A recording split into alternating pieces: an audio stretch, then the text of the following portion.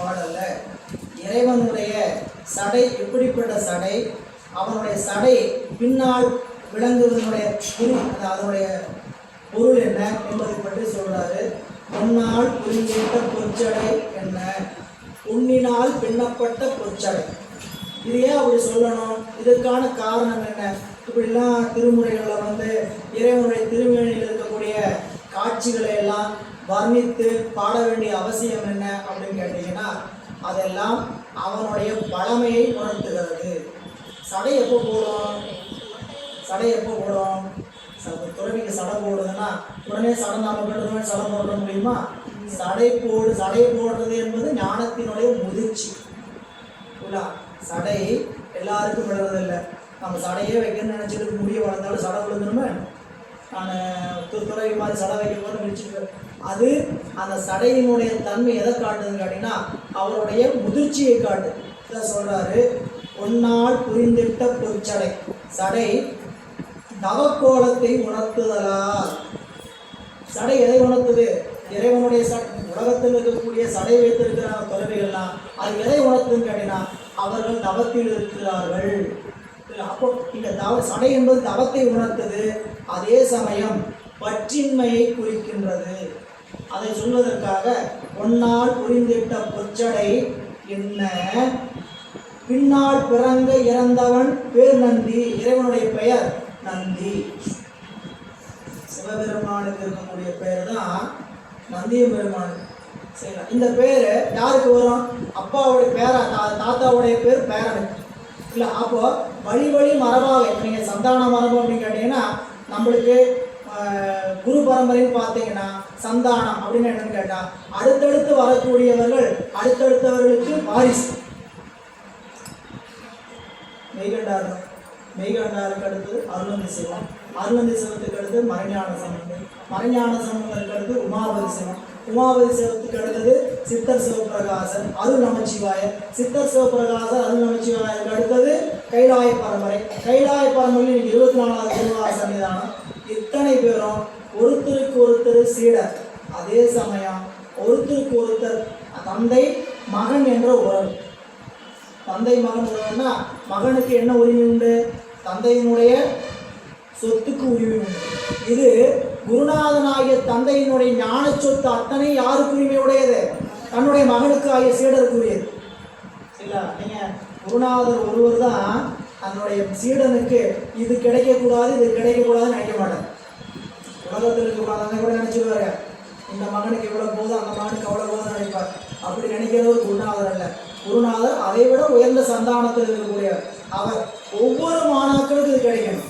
நம்முடைய சீடன் எல்லாருன்னு கேட்டிங்கன்னா அந்த சீடனை தரம் பிரித்து பார்க்குற அளவு இருந்ததுன்னா அதுக்கு பேர் குருநாதர் அல்ல.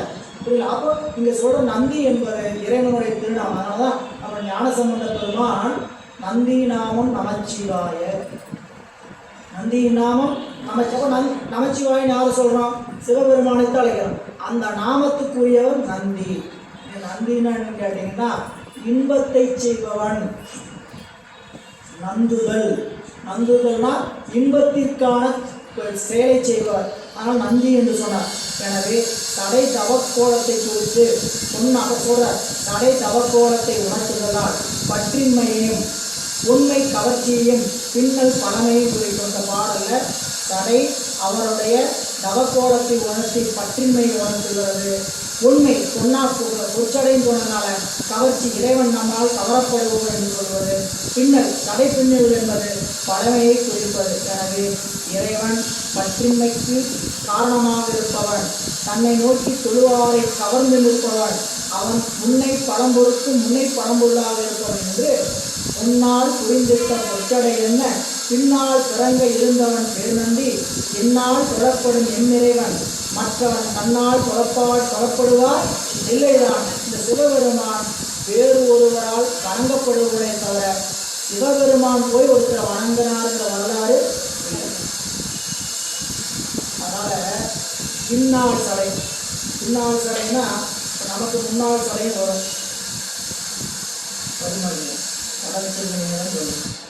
புரிஞ்சுக்கிட்டு வச்சுக்கேன். முன்னாடி வந்துருமா? இப்போ பின்னால் சடைன்னு இறைவனை ஏன் சொன்னாங்க கேட்டீங்கன்னா இந்த சடை ஒருபோதும் முன்னால் வந்ததே கிடையாது. ஏன் நாம போய் அவர்கிட்ட வணங்கினா தானே இந்த சடம் முன்னாடி விடும் சரிங்களா? நீங்கள் மானக்கஞ்சார் நாயனார் வரலாறு படிச்சிருப்பீங்க சரிங்களா? அங்கே வரலாற்றில் திருமணத்திற்கு முந்தைய நாள் மானக்கஞ்சாருடைய திருமகளாருடைய இல்லத்துக்கு இறைவன் ஒரு பஞ்சவடி மாறுவன், அதாவது பூநூலை பூண்டு இருக்கக்கூடிய ஒரு அந்தனர் இடத்துல வரார். அவங்க எதை பூநூலா அணிவான்னு கேட்டிங்கன்னா, தலைமுடி கேசத்தை வந்து பூநூலா அணிகிற வழக்கத்தை சார்ந்தவர்கள். சாமி ஒரு திருவிளையாடல் நடத்துக்காகவே மானக்கஞ்சார் நாயனார் வீட்டுக்கு திருமணத்துக்கு முந்தைய நாள் சரிங்களா? வீட்டுக்குள்ளே எப்படி வந்தாருன்னு தெரியாது, எப்படியே வந்துட்டாருங்கய்யா. அந்த அடியவர் வந்திருக்கிறாரு, மகிழ்ச்சியோட மானக்கஞ்சாரை வந்தார், வந்து வணங்கி நின்றார். வணங்கி நின்றவர் நினைச்சு அப்படி சாமியை அடியாரை வணங்கி நின்று மனசு நினைக்கிறார், நாளைக்கு நம்மளுக்கு நம்ம பொண்ணுக்கு கல்யாணம், இப்படிப்பட்ட ஒரு தவத்தை நீங்கள் சிந்தித்து பாருங்கள். திருமணத்துக்கு முந்தின நாள் நம்ம அழைக்கல, ஆனால் ஒரு தவசையில் நம்மளுடைய திருமணம் மண்டபத்துக்கு வர்றார், நம்ம அழைக்காமலே வர்றார். நம்ம வா நம்ம பொண்ணா ஆசீர்வாதம் பண்ணுறதுக்கு ஒரு தவமுறையவர் வந்திருக்கிறாரே, நம்ம அழைக்காமலே வந்திருக்கிறாரே, கூட்டு வந்து அந்த அவளை என்ன பண்ணணும், மணமகளே வந்து காலில் விழுந்து வாழ்த்துவாங்க நினைக்க மாட்டோமா. இன்னும் மணமகன் ஊர்லேருந்து வரல, மேற்போன் கழிக்காம நாயனார் அங்கிருந்து புறப்படலை, அவர் ஊருக்கு புறப்பட்டு வந்துகிட்டு இருக்கிறார். அதுக்குள்ளே இங்கே இறைவன் என்னென்ன நிகழ்ச்சி நடக்குது, அந்த மணமகள் இருக்கிற வீட்டுக்கு இறைவன் அந்தனர் வழியில் வந்தார், ஐயார் வழியில் வந்தார். வந்து இவர் வந்தோடனே வணங்கி இருக்கிறார். தன்னுடைய மகளையும் கூட்டிகிட்டு வந்து வணக்கம் வாங்க வாழ்த்து வாங்கிட்டு உள்ளே போய் அழைச்சிட்டு வந்தார். அழைச்சி வந்து கீழே விழுந்தாங்க. நம்ம விழுந்தோன்னு இந்த கலையனாயிடுச்சு, முன்னாடி வந்துச்சு. சாமி இது பஞ்சவடிக்கு ஆம், இந்த முடி என்னுடைய பஞ்சவடிக்கு பூநூலுக்கு ஆகும், அவ்வளோதான். உடலும் கேட்கல. இப்படி சொன்ன உடனே ஒன்றும் யோசிக்கல, போய் கத்தி எடுத்து வந்து படான்னு கூந்தல் அறுத்து அவர் கையில் கொடுத்தார். நாளைக்கு கல்யாணம், கூந்தலே முடியே இல்லைனாலா அழகு நிலைக்காக சொல்லி எதையாவது பண்ணி என்ன பண்ணுங்க, கடையை வரைய வச்சு நிறையா செட்டெல்லாம் வச்சு என்ன பண்ணுங்க, மேக்கப் போடுங்க. என் முடி கருத்து வரை இல்லை இருக்குது, நான் நம்ம வெட்டுற காலத்துக்கு வந்துட்டோம் சரிங்களா? துணியை பராமரிக்க முடியல, அதனால போனிட்டே போட்டுட்டு புறப்படு வேலைக்கு அப்படிங்கிற காலத்தில் இருக்கிறனால சின்னதாக வெட்டிட்டேன். திருமணத்துக்கு பேசுனாங்களா முடிய நீட்டமா, இப்போ முடியை வெட்டி கொடுத்து அந்த நிலைப்பாட்டில் நின்னாரே மானக்கஞ்சார நாயனார்.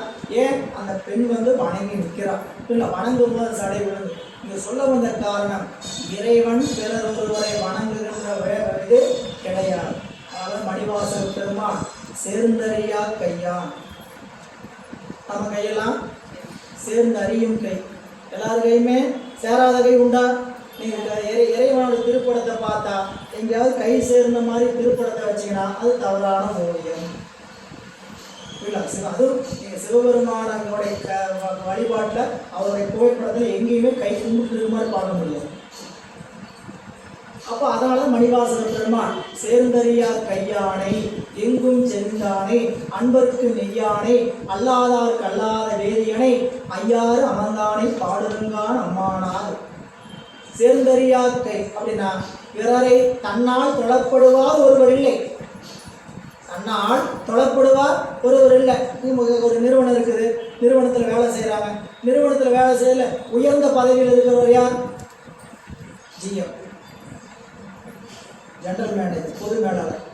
அவர் யாரையும் வணக்க வைக்க வேண்டியதில்லை.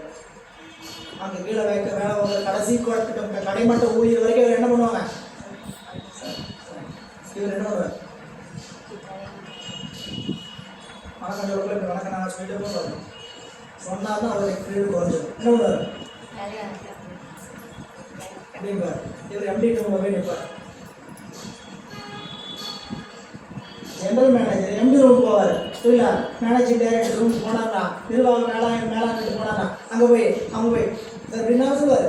அங்கே போய் என்ன பண்ணான், வணக்கம் போடுவார், கச்சகரணம் போடுவார்.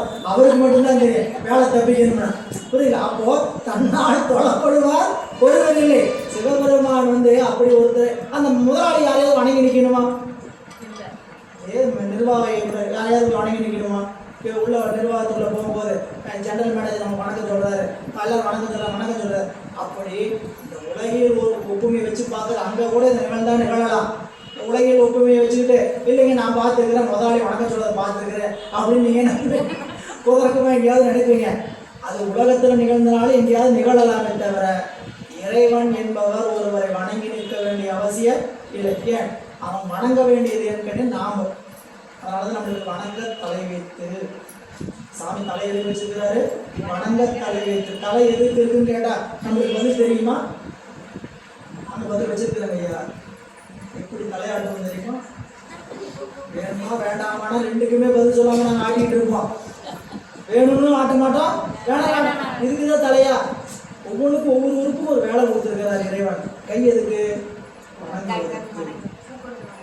கொடுப்பதற்கும் ஏற்பதற்கும் கைன்னு சித்தாந்தம், புரியுங்களா? தொழில் ரீதியா. ஆனா கையை எதுக்கு வச்சிருக்கிறான்னா இறைவனை வணங்குகிறார்.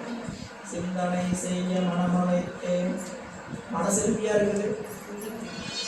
இறைவனை சிந்தி செப்பனா அமைத்தேன். வந்தனை செய்ய தலை அமைத்தேன். கை தொழ அமைத்தேன். பந்தனை செய்வதற்கு அன்பமைத்தேன். மெய் அரும்ப வைத்தேன். வெந்த வெந்நீரணி ஈசற்கு இவையான் விதித்தனவே. சிவபெருமானுக்கு நான் இதை என்னுடைய அன்பின் காரணமாக வைத்திருக்கிறேன் காட்டுறார். அப்போ இங்கே இறைவனால் வணங்கப்படுவார் ஒருவரும் இல்லை என்று காட்டுவது அந்த பாடலுடைய பொருள். அந்த வகையில பொன்னார் புரிந்திட்ட பொச்சடை என்ன விண்ணார் விளங்க இருந்தவன் வேர் நந்தி தன்னால் என்னால் தொடப்படும் என்கிறவன் தன்னால் தொடப்படுவார் ஒருவர் இல்லை. தன்னால் தொடப்படுவார் இல்லைதானே அப்படின்னு காட்டார். தானே இருநிலம் தாங்கி விண்ணாய் நிற்கும். தானே சுரும் அங்கி ஞாயிறும் திங்களும். தானே மறைபொழி கையெழுமாய் நிற்கும். தானே கடவரை தன் கடலாமே. உலகத்தில் இருக்கக்கூடிய அத்தனை பொருள்களாகவும் இறைவன் இருக்கிறான். அந்த பொருள்கள் எல்லாம் இல்லாதவனாகவும் இருக்கிறான். இதுதான் இறைவனுடைய கடந்த நிலை, உள்நிலை. கடவுள்னா என்ன? கடவுள்ங்கிற சொல்லுக்கு நம்ம மூத்தவர்கள் என்ன சொல்லியிருக்கிறாங்க? கடந்தும் கலந்தும் இருப்பதுதான் கடவுள். கட உள், கட உள், கடந்தும் உள்ளும் இருப்பதனால் அவருக்கு பேரு கடவுள். கடந்து நிற்பது அவனுடைய தனித்தன்மை, கலந்து நிற்பது அவனுடைய பொதுத்தன்மை. எப்படி கலந்து நிற்கிறான்? ஊனாய் உயிரானாய் உடலானாய் உலகானாய் வானாய் நிலனானாய் கடலானாய் மலையானாய். என்னென்னலாம் ஆனாய் ஆனாய் அப்படின்னு காட்டுறார். இது யாருங்க? சுந்தரமூர்த்தி நாயனார். அப்புறம் சாமி இருநிலனாய் தீயாகி நீருமாகி இயமானாய் எரியும் காற்றுமாகி அருநிலைய திங்களாய் ஞாயிறாய் ஆகாசமூர்த்தியாய் அட்டமூர்த்தியாகி பெருநலமும் குற்றமும் பெண்ணுமானும் பிறதுவும் தம்புருவும் தானேயாகி நெருநலனாய் இன்றாகி நாளையாய் நிமிர்க்கும் சடையடிகள் நின்றவாறே. அப்பசாமி மாணிக்கவாசர் பெருமான் வானாகி, ரெண்டு பாட்டு தெரியல, நீங்க சொன்னது எங்களுக்கு தெரியல, எங்களுக்கு தெரிஞ்ச பாட்டு. வானாகி மண்ணாகி வழியாகி ஒளியாகி ஊனாகி உயிராகி உண்மையுமாய் இன்மையுமாய். ஆகின்னு சொன்னாவே என்ன அர்த்தம்? அவருடைய நிலை வேறு. இப்படிப்பட்ட நிலைக்கு ஆகி இருக்கிறார். இல்ல நான் கலெக்டர் ஆகிட்டேன், நான் மருத்துவர் ஆகிட்டேன். அதுக்கு முன்னாடி என்னவா இருந்தேன்? சாதாரண ஒருத்தனா இருந்தேன். பெண்ணா இருக்கிறேன், மருத்துவராக ஆகிவிட்டேன். ஆகிவிட்டது என்பது நீங்க என்னுடைய பெயர்ந்த தன்மை, என்னுடைய தனித்தன்மை என்னன்னு கேட்டா நான் ஒரு சராசரி மனிதன். புரியல? நான் பெயர்ந்த தன்மை என்னன்னு கேட்டா நான் மருத்துவராக பொறியாளராக ஆகி இருக்கிறேன். அப்படிங்கிறது பெயர்ந்த தன்மை. இறைவனுடைய தனித்தன்மை கடந்து நிற்பது, அவனுடைய பொதுத்தன்மை கலந்து நிற்பது. கலந்து நிற்பது என்ன? சிவமாக நிற்பது. கலந்து நிற்பது என்ன? இந்த உலகப் பொருள் அனைத்துமாய் நிற்பது அவன் கலந்து நிற்பது. அவ்வளவுதான் பாட்டு. தானே இருநிலம் தாங்கி, இந்த உலகத்தில் இருக்கக்கூடிய நிலங்களை எல்லாம் அடக்கி விண்ணாய் நிற்கும் வானமுமாய் நிற்பார். தானே சுடும் அங்கி நெருப்புமாய் இருப்பாய். தானே ஒளி தருகின்ற ஞாயிறும் திங்களுமாக இருப்பார். தானே மழை பொழிகின்ற மழை பொழி தையலுமாய் நிற்குன்னா தலையை பொழிவது தையல். தையல் என்பது அம்பிகையை குறிப்பது. தையல்கிற வார்த்தைக்கு அம்பாள்னு பேர். அம்மையை குறிக்கிற சொல்லுக்கு வந்துங்க தையல், தையல் நாயகி. வைத்தீஸ்வரன் கோயில் அம்மாவுக்கு பேர் என்ன? தையல் நாயகி தானே. அவங்க தானே மருந்து தையல் ஊசியில் எடுத்துட்டு வர்றாங்க. இவர் அறுக்கிற வேலையை மட்டும் தான் பார்க்குறாரு. அவங்க தானே பண்ணுறாங்க தைக்கிற வேலையை. இதே கருணை தெரியும். அவர் அறுக்கிறது மட்டும்தான் பார்ப்பார். எங்கள் நம்ம அம்மா தான் கருணை தான் வந்து என்ன பண்ணா புண்ணை ஆத்தருக்கு தையெல்லாம் போட்டு மருந்தையெல்லாம் இந்த மருந்து உண்டா தான் அது கொடுக்குறாங்க. வைத்திய கோயிலுக்கு போனால் மருந்து உண்டா மருந்து உண்டுன்னு சொல்கிறாங்களே, என்ன மருந்து உண்டை? அந்த மருந்து உண்டை யார் கொடுத்தது? அம்பிகை கொடுத்தது. புரியல? அம்பிகை கொண்டு வராங்க. பாத்திரத்தை நீங்கள் படம் பார்த்தீங்கன்னா தெரியும். சாமி தனியாக நடந்து போகிற அம்பாள் போகும்போது என்ன பண்ணுவாங்க, ஒரு பாத்திரத்தை தூக்கிட்டு போவாங்க. அந்த பாத்திரத்தை என்ன இருக்குன்னு கேட்டால் மருந்து. என்ன இப்படி அறுத்து விட்டாருன்னா அதை தைச்சு மருந்து தடவி விட வேண்டியது அவங்க. அவங்க இதில் துன்பத்தை இன்பத்தையும் ஊட்டி கொண்டே இருப்பார்கள். அந்த துன்பத்தை இன்பத்தையும் சரியான நேரத்தில் நமக்கு ஆற்றி கொடுப்பவர்கள் தாய். இல்லை அது திரோதானம்மை, அருளம்மை, ரெண்டுமே அவங்க தான். திரோதான சக்தியும் அவங்க தான், அருட்சக்தியும் அவர்கள் தான். அப்போ இங்கே தானே மழை பொழி மேகமாய் அப்படி சாமியை அம்பாளை சொல்லுகின்ற பொழுது மழை வடிவாக சொல்கிற வழக்கம் உண்டு. திருவாசகத்தில் என்ன பொழியாய் மழை ஏழோர் என்பாவாய் முன்னி கடலை சுழிக்கு எழுந்துடையார் என்ன திகழ்ந்தெம்மை ஆளுடையார். கடல்ல இருந்து மேகம் தண்ணீரை மேகமாக கருணை எடுத்து சாமி வச்சிருக்கிறார். அந்த மேகம் என்ன கருணை. அந்த கருணை யாருன்னு கேட்டீங்கன்னா அம்மை இல்லை. அப்போ அந்த மழையை அம்மையாக சொல்லுகிறார். இங்கே மழை பொழி தையலுமாய் நிற்கும் தானே தடவரை. தடவரைனா மழை, மேக மழை என்பது மழை பொழிவதற்கான மேகம் போய் சூழ்நிலையா அந்த மழை. அந்த மழையை சொல்லுகிறார். தானே தடவரை தன்கடலும் ஆமே. மொத்தமாக அப்படி பாட்டு என்ன சொல்றாங்க அப்படின்னா, இந்த உலகப் பொருளாக சடற்பொருளாகவும் மேலே சொன்ன பாடெல்லாம் இறைவனுடைய தனித்தன்மை சொல்லிட்டே வந்தார். இப்போ அடுத்தது என்னத்துக்கு அறிவிட்டார்? இறைவனுடைய தடத்த நிலை, அவர் உலகத்தில் கலந்திருக்கக்கூடிய பொதுத்தன்மையை சொல்லி காட்டுகின்றார் என்ற சிந்தனையோடு இன்றைய சிந்தனையை நிறைவு செய்கின்றோம். திருச்சிற்றம்பலம். தடவரை அதெல்லாம் அப்படி படிக்கும்போது இங்கிருந்து திருத்தி கொள்ளுமாறு கேட்டுக்கொள்ளும். திருச்சிற்றம்பலம். எங்கும் இன்பம் பெருகும் இயல்பினால் ஒன்று காதலித்து உள்ளமும் நோங்கிட மண்புலார் அடியார் அவர் வான்முகள் நின்றதெங்கும் நிலவே உலகெல்லாம் வான்கள் வளாது வேக மணிவளம் சுரக்க மன்னன் தோல்முறை அரசு செய்க உயிர்கள் வாழ்க நான்மறை அறங்கள் ஓங்க நட்டவன் வேள்வி மொழிக மேன்மைகள் செய்வ நீதி விளங்குக உலகமெல்லாம். மேன்மைகள் செய்வ நீதி விளங்குக உலகமெல்லாம். மேன்மைகள் செய்வ நீதி விளங்குக உலகமெல்லாம். சிவனே போற்றி, ஆரூர வந்தரசே போற்றி, அண்ணாமலையம் அண்ணா போற்றி, அருள் தரும் பார்வதி அம்மையுடனாகிய திரு கைலாயநாதர் திருவடிகள் நால்வர் குற்றாண்ணம் துணையே அருவான் உண்மை நாயன்மார் திருவடிகள், ஸ்ரீராம் திருமூல தேவநாயனார் திருவடிகள், சம்பளம்